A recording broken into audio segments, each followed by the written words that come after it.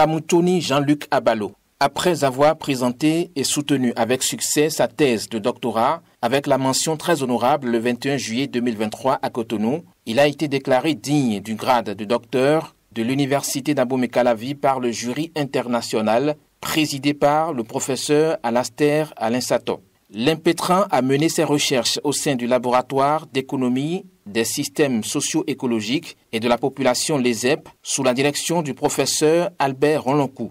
Ces recherches ont porté sur le sujet viabilité économique et institutionnelle de la forêt sacrée au Bénin.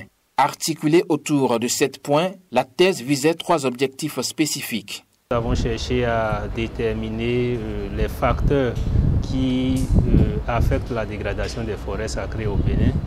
Nous avons ensuite cherché à voir si les forêts sacrées telles qu'elles sont gérées actuellement avec la mise en place des comités locaux de gestion des forêts sacrées, est-ce que ce mode de gouvernance-là présente des aspects de viabilité économique pour nos forêts sacrées?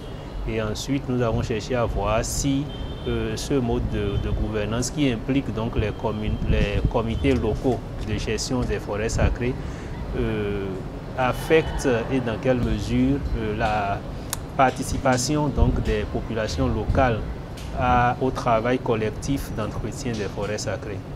Cette thèse est le fruit des recherches menées au laboratoire, combinées à la recherche expérimentale sur le terrain menée par l'auteur avec les communautés locales dans les forêts sacrées du Bénin, notamment par le biais de son organisation. Au regard des réalités de notre contact avec les populations riveraines de ces forêts-là, que nous avons cherché à approfondir un peu les éléments de comportement, les aspects économiques pour voir si effectivement, tel que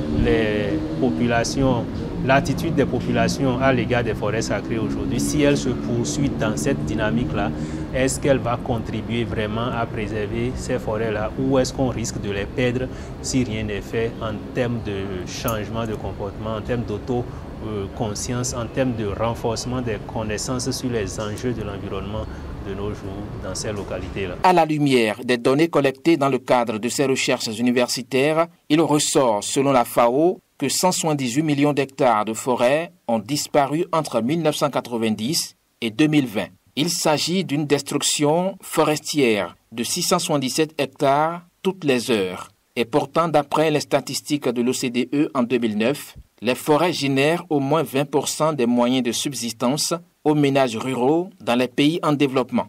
Il est également précisé dans la thèse que le Bénin est un pays dépourvu de massifs forestiers. Une raison de plus pour motiver la gestion responsable et durable des forêts sacrées.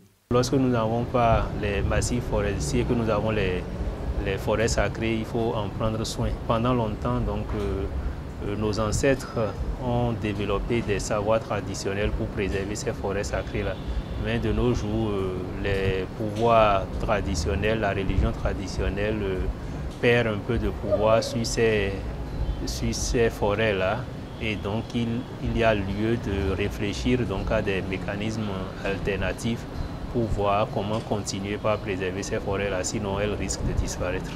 Pour le tout nouveau docteur, cette thèse n'est qu'un début. D'autres pistes de recherche sont déjà identifiées et il entend retourner rapidement au laboratoire et dans les forêts pour s'y consacrer.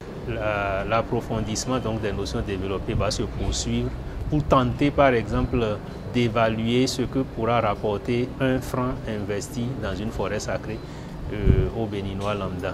On peut aussi poursuivre la réflexion sur l'étude donc des mécanismes du marché du carbone pour voir son applicabilité sur les forêts sacrées du Bénin. Donc il y a vraiment des pistes de recherche qui s'ouvrent à partir de cette thèse-là. Donc nous allons poursuivre les efforts au sein donc de notre laboratoire et voir comment est-ce qu'on peut tirer des enseignements pour préserver nos forêts sacrées au Bénin.